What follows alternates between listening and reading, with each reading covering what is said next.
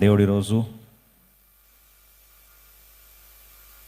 కొందరిని తన ప్రణాళికలో భాగముగా నేరుగా ప్రభువే తాకాలని దర్శించాలని ఆశపడుచున్న సమయంలో ఉన్నాం.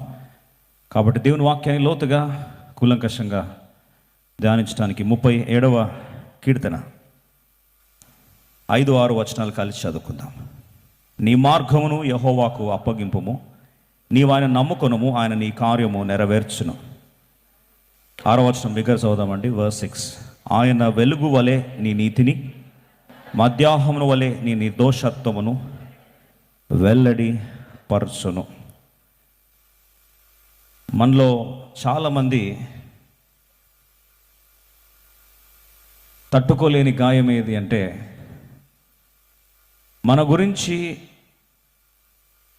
నిర్దోషులమైనప్పటికీ దోషులుగా చిత్రీకరిస్తే, చేయని నేరాన్ని అంటగడితే, తప్పు లేకపోయినా తప్పుందని ఒకవేళ దుష్ప్రచారం చేస్తే, మనలో చాలామంది ఏదైనా ఏ గాయమైనా భౌతిక గాయాన్ని తట్టుకుంటారు, ఆత్మీయ గాయాన్ని తట్టుకుంటారు.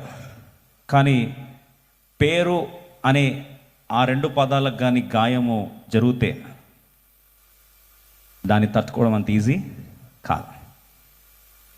మచ్చ లేకుండా బ్రతికాను బ్రదర్, నా మీద అసలు ఒక మాట కూడా రాకూడదని మా తాత ముత్తాతల నుంచి అలాగే పెంచారు, మా నాన్న అమ్మల్ని, మా అమ్మ నాన్న అలాగే పెంచారు. ఈరోజు నిష్కారణముగా మాట నన్ను మాట్లాడితే గాయం కాదంటారా అని కొన్నిసార్లు మనము వాదిస్తాం, తప్పులేదు. కీర్తనకారుడైన దావీదు జీవితంలో ఒకరోజు రానే వచ్చింది, ఇష్టం వచ్చినట్టు తనను మాట్లాడడం ఆరంభించారు.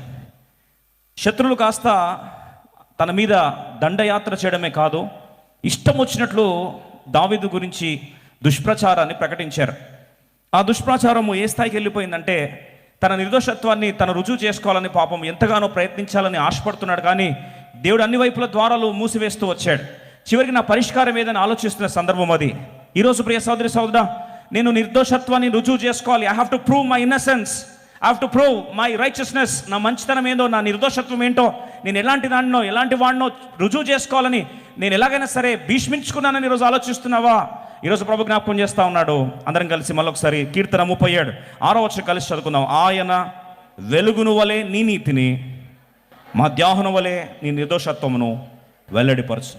ఇప్పుడు మధ్యాహ్నము ఇంగ్లీష్ సర్వీస్ అప్పుడు లైట్ ఎలా ఉంటుంది, లాస్ట్ సర్వీస్ అప్పుడు సన్లైట్ ఎలా ఉంటుంది.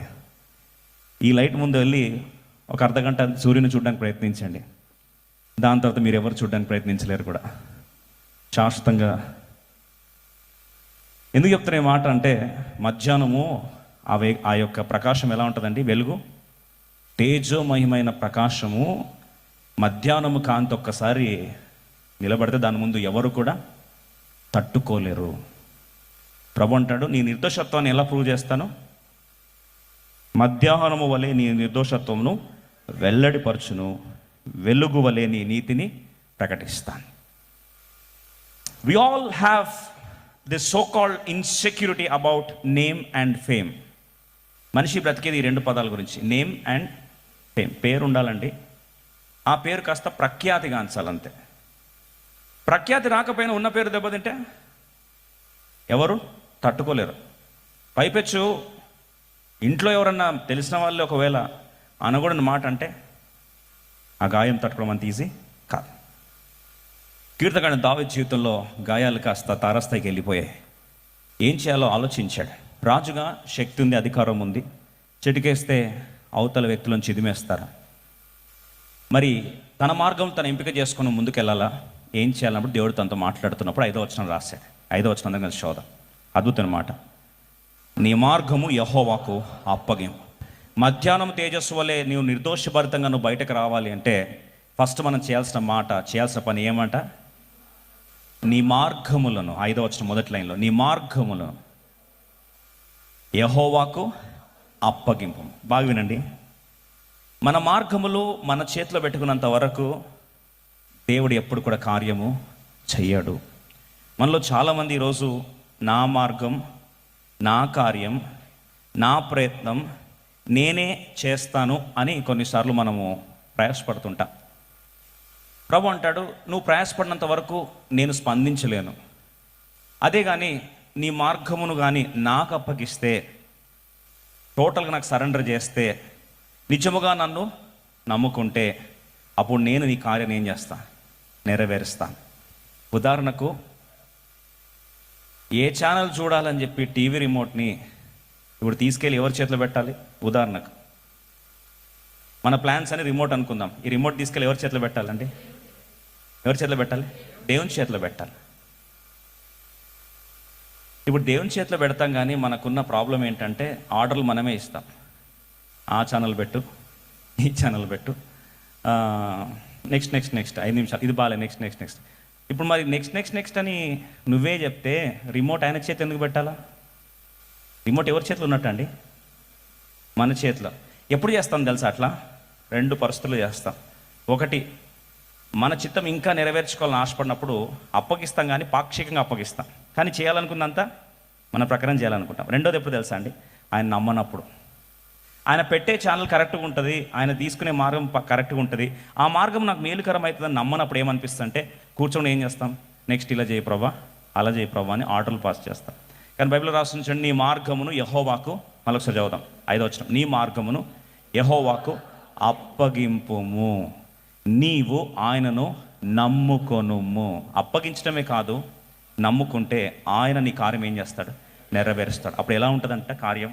6వ వచనం, నీ 6వ వచనం, వెలుగు వలె నీ నీతి, మధ్యాహ్నం వలె నీ నిర్దోషత్వం దేవుడు ఏం చేస్తాడు? వెల్లడి పరుస్తాడు. ఈ మాట చెప్పినప్పుడు మరి ఆయన చేతికి మార్గంలో ఒప్పుకున్నప్పుడు మనం ఏం చేయాలి? కంగారు పడుతూ ఎలా స్పందించాలి, ఎలా ప్రతిఘటించాలి, ఎలా మనల్ని ఎలా ఆ దుమ్ము ఆ బురద ఎలా తుడుచుకోవాలని ప్రయత్నిస్తుండాలా?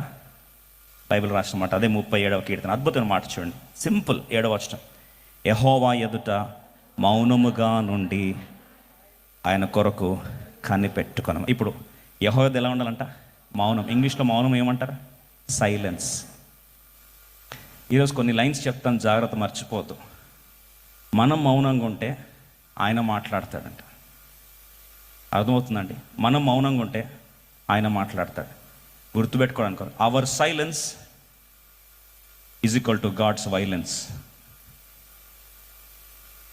మాట్లాడేదని మాట్లాడతారు. Our silence is God's voice అనొచ్చు. గుర్తుపెట్టుకోవడం కొరకు, ప్రాస కొరకు వాడిన silence, our silence is equal to God's violence. మనం సైలెంట్గా ఉంటే అప్పుడు దేవుడు తన కార్యం తను చేసుకొని వెళ్తాడు. Our action is equal to god's inaction. మన కార్యము దేవుని యొక్క పక్షవాతం.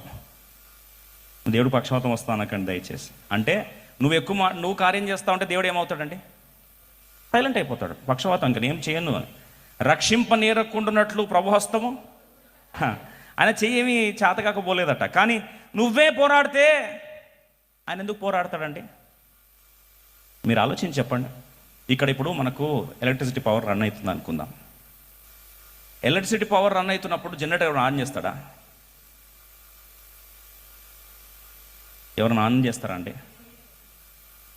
ఇది ఆఫ్ అయితే ఆటోమేటిక్గా అదేమవుతుంది? ఆన్ అవుతుంది. ఇది తెలుసుకున్న వ్యక్తి కీర్తనగాడు అప్పుడు అర్థం చేసుకున్నప్పుడు అంటాడు, అయ్యా నా ప్రాణము నీ ఎదుట మౌనముగా ఉండి ఆయన కొరకు ఏం చేస్తుంది? కనిపెట్టుకుంటుందంట. కనిపెట్టుకున్న టైంలో వెంటనే దేవుడు కార్యం చేస్తాడా? 7వ వచనం చూడండి, తన మార్గమును వర్ధిల్లు వాని చూచి వ్యసన పడకము, దురాలోచన నెరవేర్చుకున్న వాని చూచి వ్యసన పడకు. కొన్నిసార్లు ఫ్రస్ట్రేషన్ వస్తుంది. వ్యసనం అంటే ఫ్రస్ట్రేషన్, ఇరిటేషన్ వస్తుంది.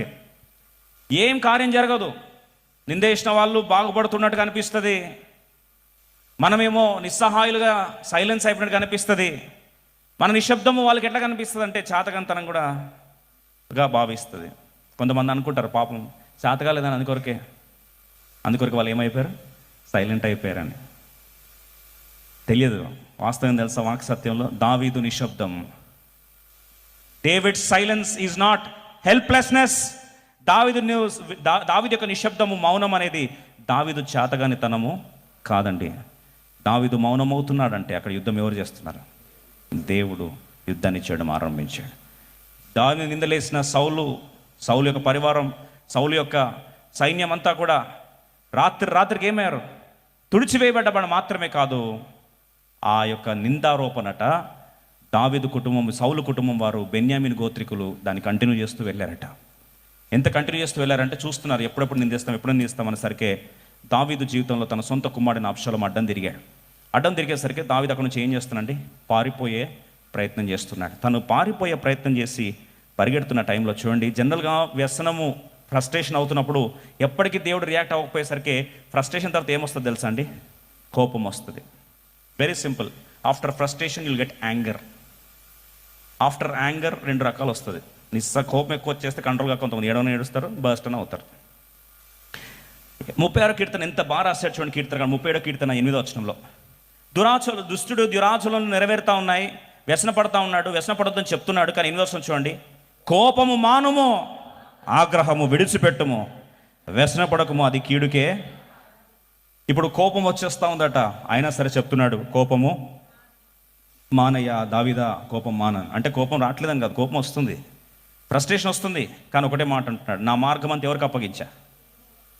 యెహోవా చేతికి అప్పగించినప్పుడు నేను దాన్ని మెడల్ చేయను. ఆయన చేతికి రిమోట్ అప్పగించినప్పుడు ఆయన ఎటు నడిపించాలనుకుంటే అటు నడిపించను గాక అని ప్రభు చేతికి అప్పగించేశాడు. మీరు అనొచ్చు, నిజంగా అప్పగించితే ఎలా ఉంటాడండి ఆ వ్యక్తి అంటారా? రండి, అబ్షాలోము తరుముతున్నాడు, దావీదు తన రాజ్యాన్ని విడిచిపెట్టి పరిగెడుతూ ఉన్నాడు. 2వ సమూయేలు గ్రంథము, 2 Samuel chapter 16, 2వ సమూయేలు గ్రంథం 16వ అధ్యాయం. విషాదకరమైన సంఘటన. దావీదు తన జీవితంలో చెప్పులు విడిచేసి పారిపోతా ఉన్నాడు. తన జీవితంలో ఎక్కడ లేని అవమానం, ఒక్కసారి అన్ని వైపులు దిక్కులు పిక్కటిల్లేదట్లు కోరలు చాచుకొని తరుముతున్న దృష్టాంతం అది. 2వ సమూయేలు గ్రంథం 16వ అధ్యాయంలో రండి అందరం కలిసి చదువుకుందాం. ఇక్కడ షిమి అనే వ్యక్తి, ఆ బెన్యామీనుడు ఏమని తరుముతున్నాడు, ఏమని తిడుతున్నాడు, ఒక్కసారి అందరం కలిసి 6వ వచనం చదువుకుందాం. జనులందరూ, బలాఢ్యులందరూ దావీదు ఇరుపార్శ్వములనుండగా, 2వ సమూయేలు 16:6, జనులందరూ బలాఢ్యులందరూ దావీదు ఇరుపార్శ్వములో ఉండగా రాజైన దావీదు మీదను అతని సేవకులందరి మీదను రాళ్ళు రువచ్చు. బైబిల్ ఎంత బాగా రాసించండి. ఆయనకు అటువైపు ఇటువైపు అంట, ఇరువైపులు ఎవరున్నారండి? బలాఢ్యులు ఉన్నారండి. అంటే చాలాసార్లు అంటారు, our silence is not our weakness. గుర్తుపెట్టుకోండి ఒకసారి మాట. దేవుని బిడ్డ యొక్క మౌనం బలహీనత కాదు, దేవుని బిడ్డ యొక్క మౌనం చాతగానితనం కాదు. దావీదు యొక్క మౌనం చాతగానితనం అంటే అది మూర్ఖత్వం. ఎందుకంటే దావీదు పక్కన ఇరువైపులు ఎవరున్నారంటండి? బలాఢ్యులు ఉన్నారు. అది సరిపోదన్నట్లట, వీరి మీద ఏం చేస్తున్నారండి? రాళ్ల వర్షం కుమ్మరిస్తున్నాడట. ఈ షిమి అనే వ్యక్తి బెన్యామీను గోత్రికుడు, ఇష్టం వచ్చినట్టు రాళ్ళు పారేస్తా ఉన్నాడు. అంతవరకు ఓపిక ఉంది. కొద్ది ముందుకెళ్దాం. 2వ సమూయేలు గ్రంథం 16వ అధ్యాయం 7-8 వచనం కలిసి చదువుకుందాం. ఈ షిమి నరహంతకుడా, దుర్మార్గుడా, చీపో, నీ వేల వలనని నీవు వెళ్ళగొట్టిన సౌలింటి వారి హత్యను యెహోవా నీ మీదికి రప్పించి, యెహోవా నీ కుమారుని అబ్షాలోము చేతికి రాజ్యం అప్పగించి ఉన్నాడు. నీవు నరహంతకుడవు గనుకనే నీ మోసములో నీవు చిక్కుబడి ఉన్నావు చెప్పి రాజును శపింపగా. చాలండి, ఎలా శపిస్తున్నాడు? చీపో, దుర్మార్గుడా, దరిద్రుడా, నరహంతకుడా, నువ్వు చేసిన కీడంతా పోసుకుంటున్నావు, దేవుని ఉగ్రత నీ మీద పడింది, తీర్పంతా ఆసనమైంది అని ఇష్టం వచ్చినట్లు దూషిస్తున్నాడు, తిడుతున్నాడు, లేని మాటలు అంటున్నాడు.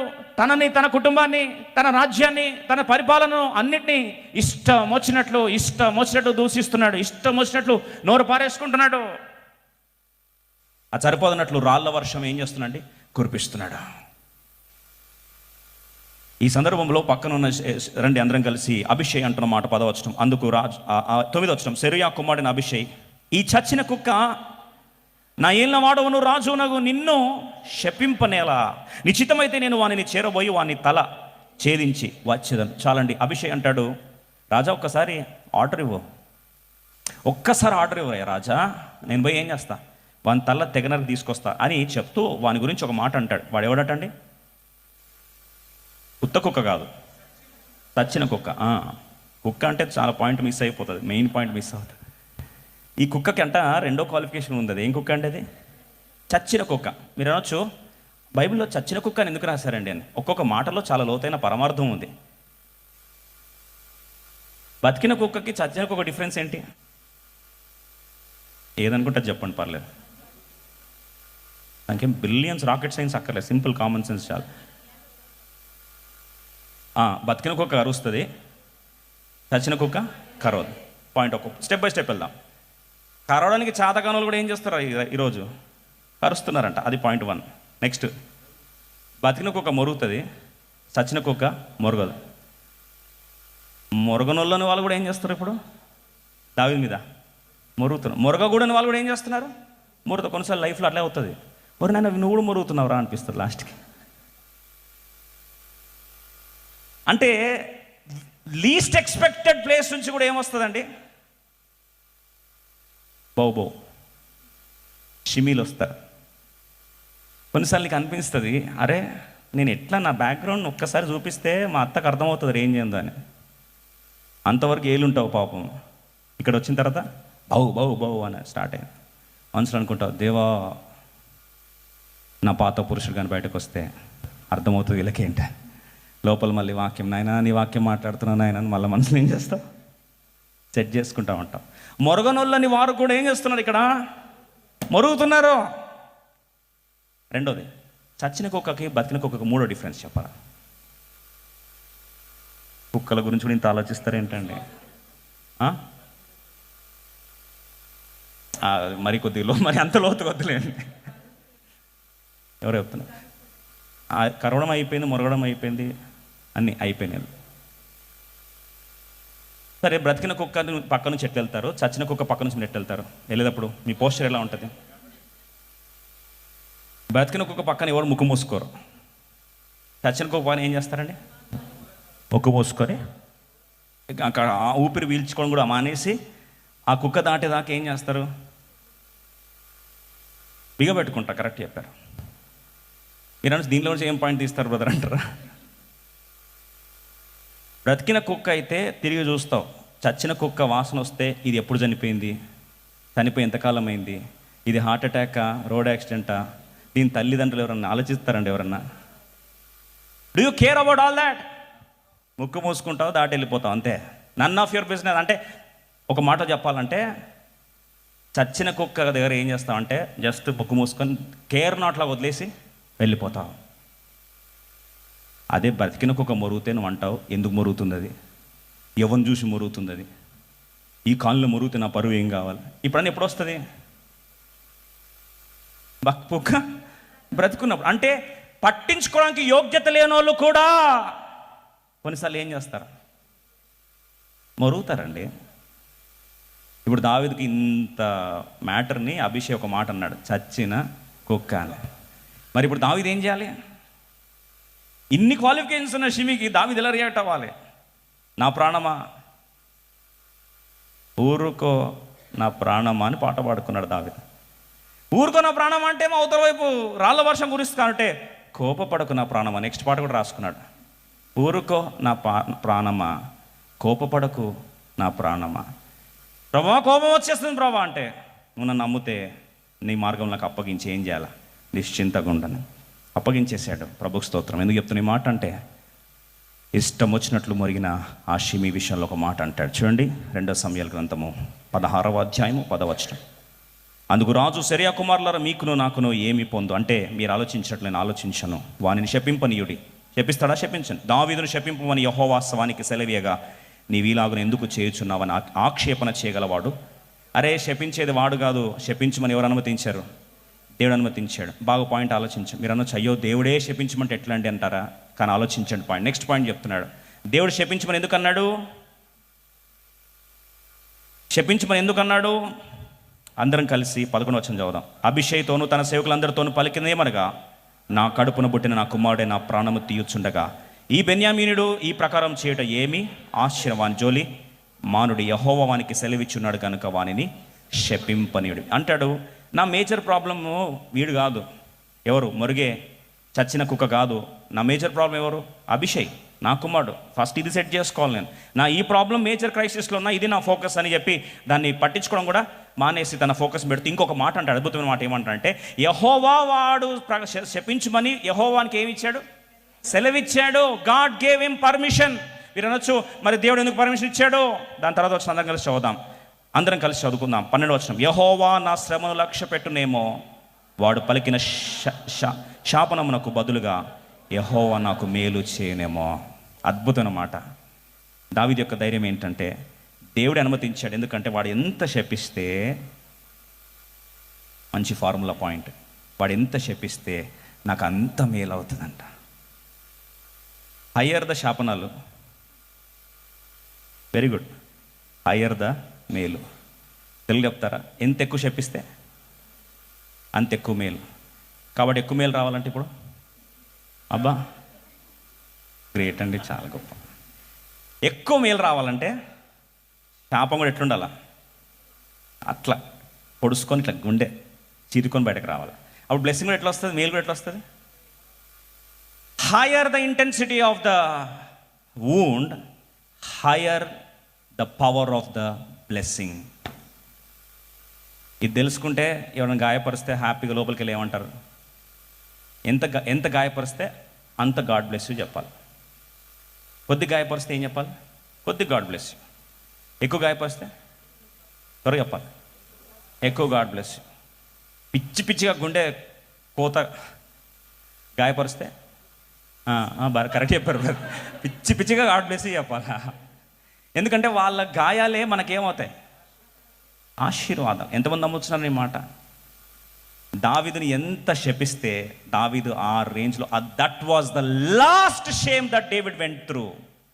దాని తర్వాత ఇంకా దావీదు రేంజ్ ఎట్లా మారిందంటే, ఇంకా దాని తర్వాత దావీదు సింహాసనం చెక్కు చెదరని సింహాసనం, ఎవడు కూడా తన సింహాసనాన్ని ముట్టలేకపోయాడు. ఒక్కరోజుగా 2 రోజుల, ఒక్కరోజా 2 రోజుల. యేసు ప్రభు ఏ సింహాసనం అండి? దావీదు సింహాసనం. నిరంతరం ఉండు దావీదు సింహాసనం. ఒక్కసారి దేవుడు బ్లెస్ చేస్తే, ఒక్కసారి వారి శాపాలన్నీ కలిపి ఒక్కసారి క్రోడీకరిస్తే ఎంత రేంజ్లో దేవుడు దీవించాడు దావీదుని అంటే, ఇంకా తన సింహాసనం ఎప్పుడు కూడా అంట ముట్టడానికి కూడా ఆమర్థం లేనంత రేంజ్లో దేవుడు దావీదుని ఏం చేశాడు? దీవించాడు. 1000 పరిపాలనలో కూడా యేసు ప్రభు ఎవరు సింహాసనం ఏలబోతున్నాడు? దావీదు సింహాసనం మీద ఏలబోతున్నాడు. The more the curses, the more the shame, the more the people torment you with their words, the greater the eternal is the blessing that God plan for you. అది తెలుసుకుంటే ఎలా ఉంటావు? అది తెలుసుకుని ఎలా ఉంటావు? మొరుగుతే కుక్క మొరుగని అనుకుని వదిలేస్తా. ఇంకా మొరుగంట. నువ్వు ఎంత మొరుగుతే అంత నాకు మేలు అవుతుంది, అంత నా మేలుకి అప్పుడు పాట పాడుకుంటా. ఎందుకు చెప్తున్నా ఈ మాట అంటే, అంత అయిపోయింది, రిజల్ట్ రాలే. షిమి వెంటనే అభిషేక్ ఈ యొక్క సింహాసనం తిరిగి సమకూర్చబడిన, దావీదు సింహాసనం సమకూర్చబడిన వెంటనే ప్లేట్ ఫిరాయించేసి 1000 మందిని గ్యాదర్ చేసుకుని వచ్చి, దావీదు రాజా నన్ను క్షమించు రాజా, రాజా నీ రాజ్యమే నీ స్థిరము నిలుచునుగా కానీ మొత్తం ప్లేట్ ఫిరాయించాడు. గోడ మీద పిల్లలు ఉంటారు కొంతమంది, అవకాశం దగ్గర బాగా మొరుగుతారు. అవకాశం మళ్ళీ ప్రాబ్లం తిరిగి మన వైపు తిరిగింది అనేసరికి వెంటనే ఏం చేస్తారండి? మళ్ళీ ప్లేట్ మారుస్తారు. కరెక్ట్ చెప్పారు, ప్లేట్ మార్చేస్తారు.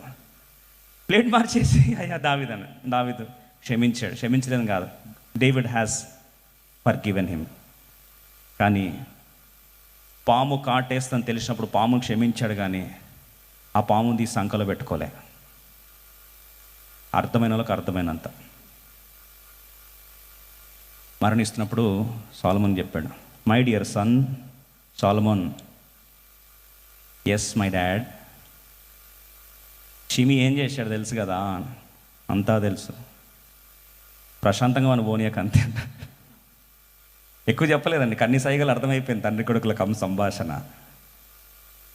సొలొమోను పిలిచాడు, షిమే దా, ఒక్క రోజులో నీకు పనిష్మెంట్ పెడితే బాగుండదు, ఒక్కరోజు చంపేస్తే నాకు పెద్ద కథ ఏమీ కాదు. బురద నా చేతికి అంటొద్దు, రెండోది నువ్వు 1 నిమిషంలో పోవద్దు, బ్రతికిన రోజులు టార్చర్ అనుభవించాలి.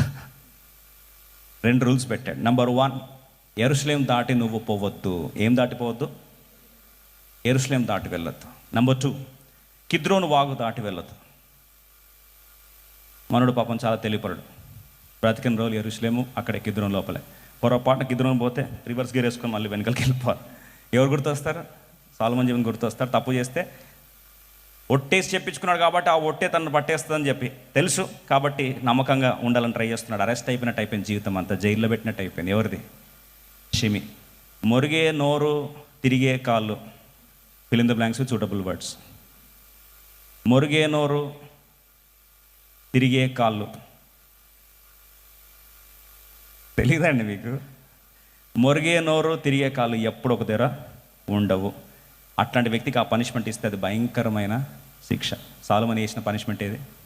బిడ్డ, ఎరుసలేం దాటి వచ్చినామంటే జాగ్రత్త. అబ్బా పాపం తిరుగుతూ ఉంటాడు ఫ్రీగా, తర్వాత నోరేసుకొని పడుతూ ఉంటాడు అందరి మీద. ఇప్పుడు ఎవరి మీద పడొద్దు, నోరేసుకొని పడొద్దు. ఏం చేశాడు? గిరిగీశాడు. ఎరుసలేం దాటి రావద్దు. మీరన్నా ఎరుసలేం దాటి ఎందుకు రావద్దు? సొలొమోన్ ఎందుకు అక్కడికి శాసించాడు? సొలొమోన్ అంటే son of prince of piece, సమాధాన అధిపతి. మరి సమాధాన అధిపతి సమాధానాన్ని కావాలంటే సమాధాన పట్టణమైన ఎరుసలేం దాటి నువ్వు బయటకి రావద్దు. ఎరుసలేం దాటి బయటకు వచ్చావా, సమాధానం అనే కవనంట్ నీతో చేసిన నిబంధన మా నాన్న చేశాడు క్షమించానని, అది ఏమవుతుంది చెప్పండి? అదేమవుతుంది? నువ్వే దాటి బయటకు వస్తే రక్ష నీ చేతులారా భక్షగా మారుతుంది. కాబట్టి తప్పు మా నాన్నది కాదు, తప్పు నాది కాదు, నువ్వు చేసుకున్న నేరమే నీకు చుట్టుకుంటా, జాగ్రత్త. మనోడు చాలా తెలియపరుడు. ఎవరు? షిమి. ఒకసారి మ్యాప్ చూద్దాం. ఇద్దరు దాసులను చూడండి. ఒకప్పుడు దావీదు దావీదుని తరుముతున్నాడు. ఒకప్పుడు అభిషై దావీదు అబ్షలోము దావీదుని తరుముతున్నాడు ఒకప్పుడు. అప్పుడు దావీదు ఇష్టం వచ్చినట్టు నోరేసుకొని పారేశావు, ఇష్టం వచ్చినట్టు నిందించావు. ఇప్పుడు తన సొంత దాసులు ఇద్దరు పనోళ్ళు, షిమి పనోళ్ళు ఇద్దరు పారిపోయారట. ఎక్కడ పారిపోయారు? గాతు వైపు పారిపోయేసరికి మనోడు ఏం చేశాడు తెలుసు? కకృతి ఎక్కువైపోయి ఎక్కడ పారిపోయారో నేను కూడా పరిగెత్తి ఏం చేసాను, కాపాడుకోవాలని చెప్పి. చూడండి, ఒకప్పుడు దావీదు పరిగెడుతున్నాడు, ఇప్పుడు షిమి పరిగెడుతున్నాడు. ఒకప్పుడు దావీదు యెరూషలేము దాటి బయటికి వెళ్ళాల్సి వచ్చింది, ఇప్పుడు షిమి వెళ్తున్నాడు. ఏది విత్తుకున్నాడో అదే కోసుకున్నాడు. బయటికి వెళ్తాను గుర్తొచ్చింది. 2 రూల్స్. రూల్ నెంబర్ 1, కిద్రోను దాటి వెళ్ళొద్దు అన్నాడు. మనం అనుకున్నాడు సొలొమోన్కి తెలివి ఉందా, నాకు డబుల్ తెలివి ఉంది అన్నాడు. అని చెప్పి ఏం చేసేది అంటే, బాగా చూడండి ఒకసారి, ఇది కిద్రోను వాగు, కిద్రోను లోయ, దీనిలో ప్రవహిస్తూ ఉంది. మనోడు ఏం చేశాడంటే, ఇక్కడ చూడండి, హిన్నోము లోయ ఉంది కదండి, ఇక్కడ ఏం కనిపిస్తుంది? హిన్నోము లోయ. మనోడు ప్లాన్ ఏం చేశాడంటే, కిద్రోన్ నుంచి క్రాస్ అయితే బాగుండదని చెప్పి బైపాస్ రోడ్ ప్లాన్ చేసుకొని హిన్నోము లోయ నుంచి బైపాస్ అయ్యాడు. మనసు అనుకున్నాడు, శబాష్ షిమి శబాష్, పెద్ద పెట్టాడు కదా రూలు. ఎవరు? సొలొమోను. వాడు బచ్చగాడు నా ముందు. ఏ రోడ్లో వస్తున్నా నేను? హిన్నోము లోయ. సొలొమోను ఇంకో కండిషన్ పెట్టాడు. ఏంటది? యెరూషలేము దాటావా జాగ్రత్త. మనం అనుకున్నాడు, సర్లే ఫస్ట్ కవరింగ్ వచ్చేసింది, ఏం గుర్తు పట్టడలే అనుకోని. పాప మనకు అర్థం కాలే, ఇక్కడ రోడ్ బైపాస్ అయితే, టోల్ గేట్ బైపాస్ అయితే బార్డర్ సెక్యూరిటీ ఫోర్స్ ఉందని, బిఎస్ఎఫ్ వెయిట్ చేస్తుంది తెలియదు అక్కడ. బిఎస్ఎఫ్ దాటేసరికి రెడ్ అలర్ట్ వచ్చింది, షిమి క్రాస్ బార్డర్స్ ఆఫ్ జెరూసలేం. వెంటనే అక్కడ అప్డేట్ పెట్టుకున్నాడు. ఎవరండి? సొలొమోను. బెనాన్ని పంపించాడు అనుకుంటే వేసి పొడిచి చంపి పడేశాడు. నీ చట్టమే నీకు చుట్టుకుందే, నువ్వు విత్తుకుందే, నువ్వు కోసుకున్నావు. అక్కడ దావీదు పారిపోయినప్పుడు చట్టం మాట్లాడావు, ఇప్పుడు నువ్వు పారిపోతున్నావు, అదే చట్టం నీ గురికి చుట్టుకుంది. యెరూషలేము దాటి వెళ్ళినప్పుడు జడ్జిమెంట్లు పాస్ చేయడానికి నువ్వు చాలా తొందరపాటు వచ్చిందో, నువ్వు పారిపోతున్నప్పుడు కూడా అదే జడ్జిమెంట్ నీ ఊరికి చుట్టుకుందని చెప్పి సమాధి చేసేసాడు. తీర్పు వచ్చిందా లేదా అండి? వచ్చింది. ప్రతిరోజు క్షణం క్షణం యుగములాగా గడిచాడు. క్షణం క్షణం అరెస్ట్ అయిపోయిన ఒక బందీ గృహంలో బతికినట్టు బతికాడు. అవమానం భరిస్తూ బతికాడు. చచ్చిపోతున్నప్పుడు కూడా ఏ చట్టాన్నైతే, ఏ మాటలైతే మాట్లాడాడో ఒకప్పుడు దావీదు వ్యతిరేకంగా, అదే మాటలు తూటాలై తనను చంపి చిదిమేసి సమాధి చేసి పడేసింది. ఎందుకు చెప్తున్న ఈ మాట అంటే, దావీదు ఊరుకో నా ప్రాణమా, మౌనముగా ఉండు నా ప్రాణమా, కోపపడొద్దు నా ప్రాణమా, యుద్ధం ఎవరి చేతికి అప్పగించా? దేవుని చేతికి అప్పగించా. Let God fight, it's not my fight. మంచి మంత్రం ఏంటంటే, ఫ్రస్ట్రేట్ అవుతున్నావు ఎవరి మీదన్నా, భర్త, భార్య, పిల్లలు, అమ్మ, నాన్న, బాస్, కలీగ్స్, ఇంకెక్కడన్నా ఈ 3 పాటలు పాడుకో. మొదటి లైన్ ఏంటి? ఊరుకో నా ప్రాణమా. రెండో లైన్ మౌనంగా ఉండు నా ప్రాణమా. మూడోది కోప్పడు నా ప్రాణమా. ఇవన్నీ తీసుకెళ్ళి ఎవరి చేతికి అప్పగించాలి? ప్రభుని నమ్ము నా ప్రాణమా. దాని తర్వాత ప్రభు అంటాడు, నీ తీర్పు, నీ నిర్దోషత్వం మధ్యాహ్నం వెలుగులు ఏం చేస్తా? ప్రకాశింపజేస్తా. ఒక్కసారి దేవుడు ప్రకాశించడం ఆరంభించాడు. దావీదుకు దేవుడే సాక్ష్యం ఇచ్చాడు, ఈయన నా హృదయానుసారుడు, నా ప్రియమైన కుమారుడు. కడవరకు రెండవ రాకడ ముగించిన తర్వాత కూడా ఒకే వ్యక్తి ఎల్లప్పుడూ ప్రశంసించబడిన, పేరు ప్రఖ్యాతలు భువిని 4 దిశల సంస్తుతింపబడిన ఏకైక వ్యక్తి పేరు ఏదైనా ఉందంటే ఎవరి పేరండి? అది దావీదు పేరు. Leave it in the hands of God. God will seal your innocence in such a royal way. History will remember forever.